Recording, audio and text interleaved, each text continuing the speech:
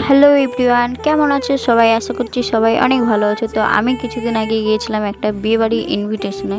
তো সেখানে গিয়ে আমি কি খাওয়া দাওয়া করলাম চলো তোমাদের সাথে আজকে শেয়ার করি।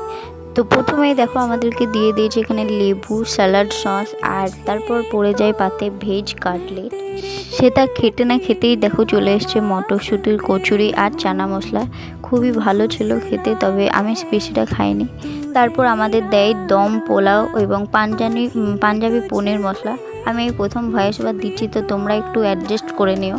তারপর পাতে পড়ে যায় সাদা ভাত, ডাল এবং ভেটকি পাতুরি। আর কম বেশি সবাই জানো এটা যে লেবু দিয়ে ভাতে চিপকে খেতে অনেক ভালো লাগে।